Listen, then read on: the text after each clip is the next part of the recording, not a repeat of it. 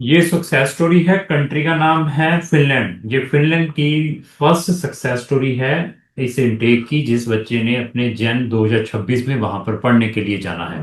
तो ऐसा है कि फिनलैंड के पास बहुत सारे बैकलॉग्स पड़े हुए हैं, एक एक साल से भी कुछ स्टूडेंट्स के। लेकिन ये स्टूडेंट लकीएस्ट है। इसने अभी फ्यू डेज बैक और फ्यू मंथ बैक अप्लाई किया था जनवरी इनटेक में, और उस जनवरी इनटेक का इसका वीजा आ चुका है। ये एक फर्स्ट सक्सेस स्टोरी है हमारे जनवरी इनटेक की।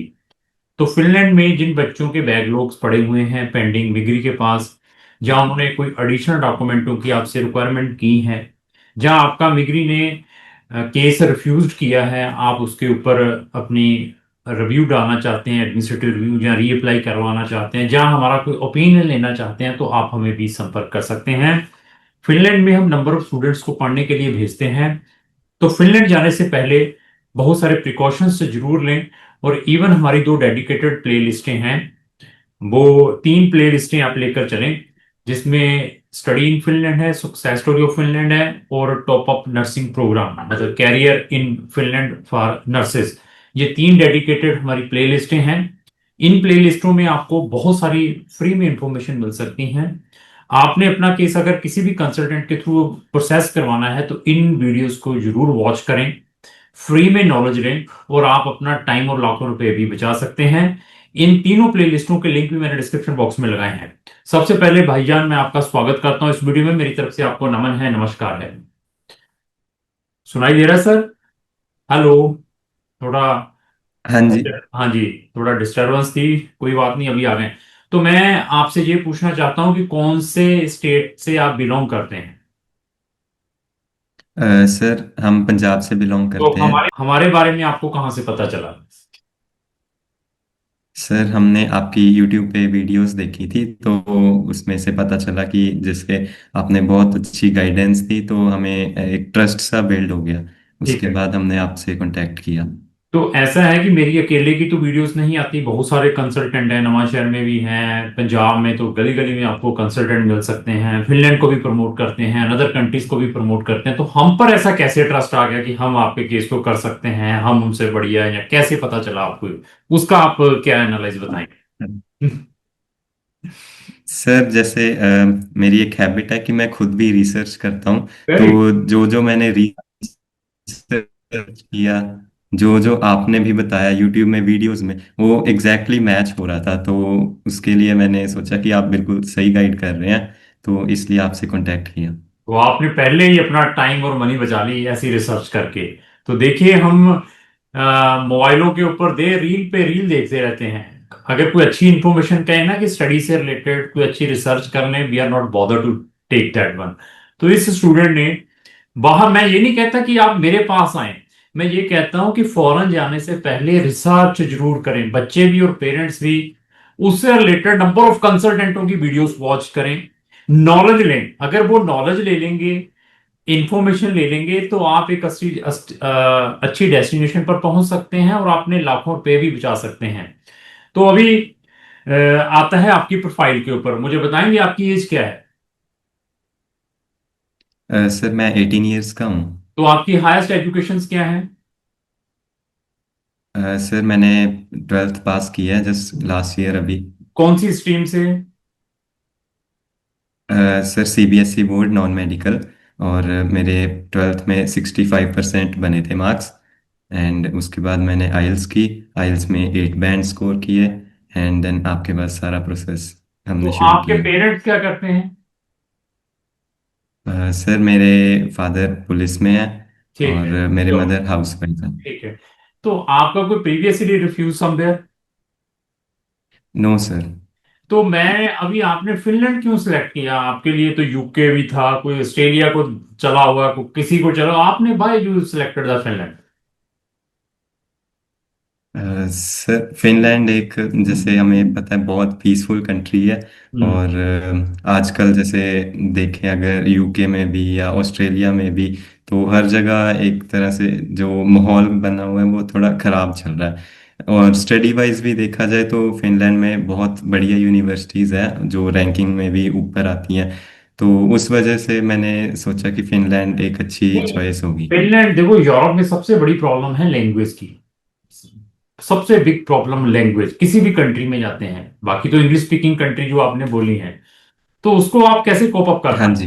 तो आपकी जो स्टडी है इंग्लिश में अ, है या फिनिश लैंग्वेज में है? सर मेरी स्टडीज़ जो इंग्लिश में ही है, बट जैसे लोकल लैंग्वेज तो उसको तो हमें चाहिए कि सीखना पड़ेगा। तो उसके लिए भी मैं क्लासेस जैसे पहले से ही मैंने शुरू कर दी थी अरे लगानी, बहुत ऑनलाइन बढ़िया। ही।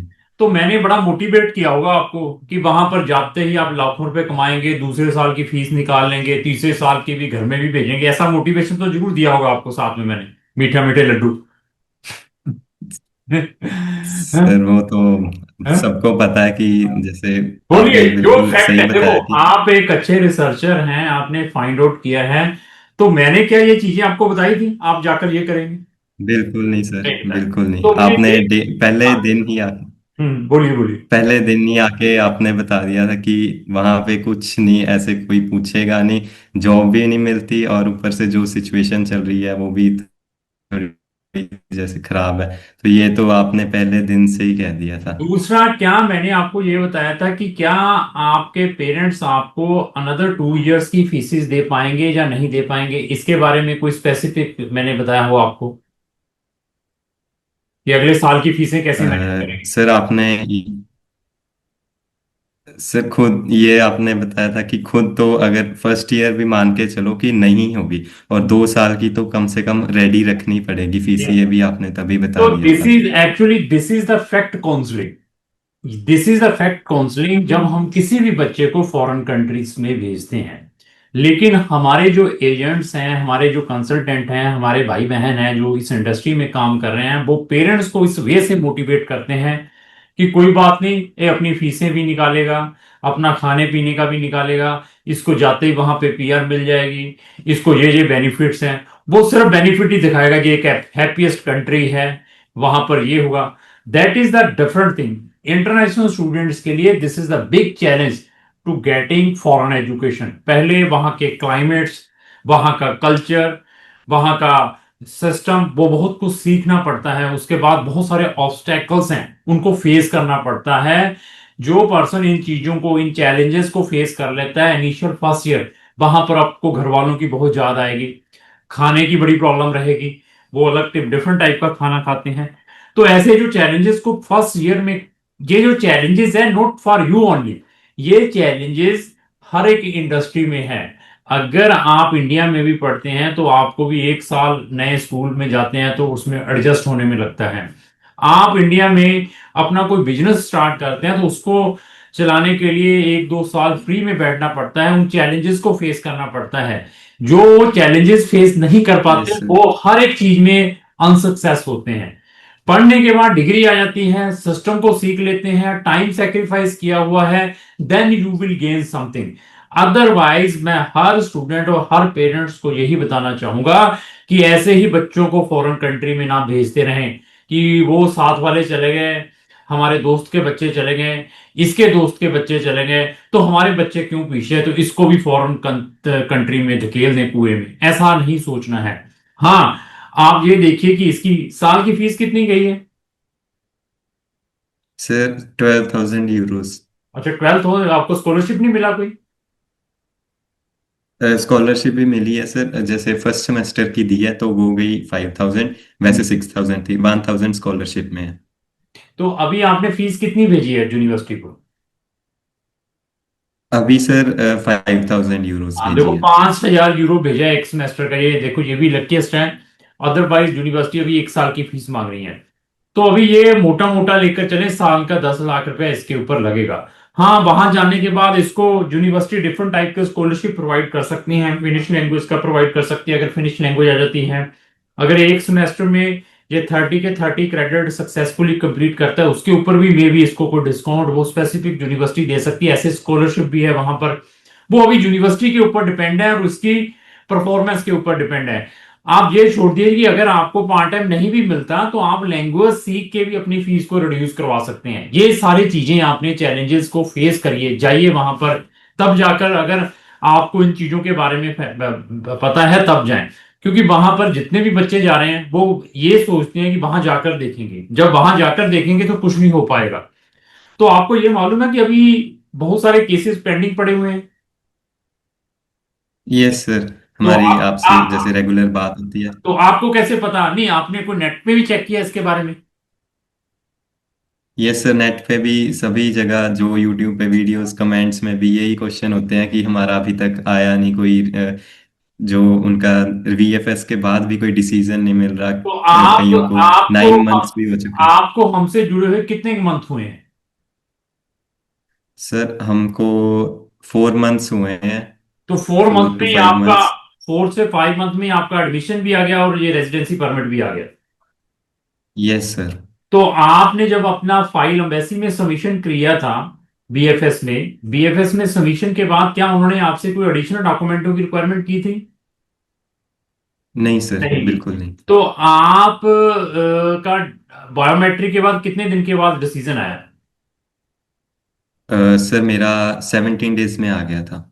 17 दिन के अंदर? Yes sir. Very good. तो 12th आपके 62% कितने थे? नहीं सर, 65%। पीसीएम या क्या था सब्जेक्ट्स? नॉन मेडिकल, हाँ जी। पीसी।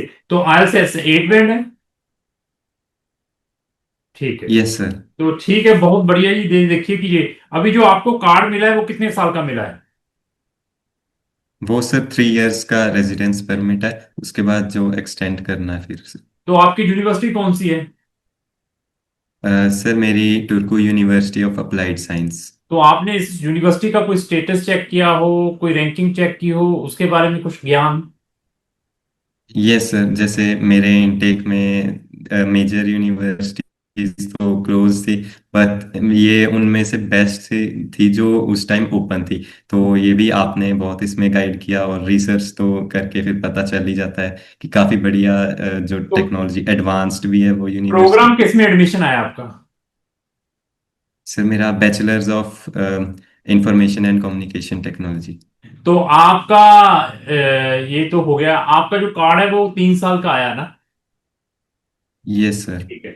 तो अभी आते हैं सर्विसेज के ऊपर। ये 4 महीने में जो आपसे हम आपके साथ हमारी कम्युनिकेशंस रही हैं, आपने ऑफिस में विजिट किया, वो कैसा रहा सारा माहौल आपका टिल द डिसीजन तक? सर बहुत बहुत बढ़िया एक्सपीरियंस था, बिल्कुल सही गाइड किया। हम्म। जितनी बार भी आए तो हर बार आपने ये भी बताया कि रियलिटी क्या चल रही है वहाँ। तो तो ये ठीक बात है। बहुत ऐसा अच्छी है कि लगी। आप देखो, ये है कि मेरी रिस्पॉन्सिबिलिटी ये है कि I will provide the services. Decision embassies ने देने हैं, यूनिवर्सिटीज ने देने हैं। अभी जैसे आप हैं, तो एक दो बच्चों के रिफ्यूजल भी आए हैं फिनलैंड के, ड्यू टू फंड्स के कारण। फंड्स के लिए दे आर वेरी स्पेसिफिक।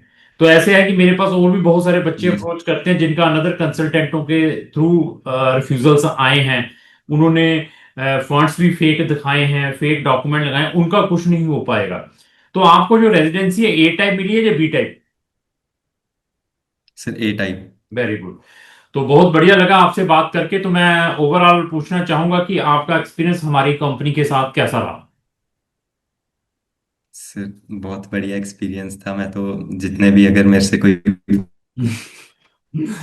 तो पूछे तो मैं आपसे ही रिकमेंड करूंगा लोग कि वीडियो यूट्यूब पे देख के वीडियोस भी चेकआउट हाँ, करें मैं ये और नहीं कहता कि कांटेक्ट भी मेरे से, करें। मैं ये नहीं कहता कि मैं बहुत बढ़िया हूँ मेरे से काम को। मैं ये कहता हूँ कि अच्छे कंसल्टेंट को रिसर्च करें, जो ट्रांसपेरेंट हो, प्रॉपर आपको सर्विस देता हो, ओपन हो, कोई ओरिजिनल डॉक्यूमेंट ना लेता हो, अपनी जो मैक्सिमम फीस है वीजा के बाद लेता हो, ये भी ख्याल रखिए। क्योंकि मार्केट के अंदर ऐसे कंसल्टेंट बहुत हैं जो आपके पहले पहले कहेंगे 25,000 रुपया, एडमिशन के बाद कहेंगे कि मुझे 50,000 रुपया विद जीएसटी दे दीजिए, 1 लाख रुपया विद जीएसटी दे दीजिए। उनसे भी बचना है।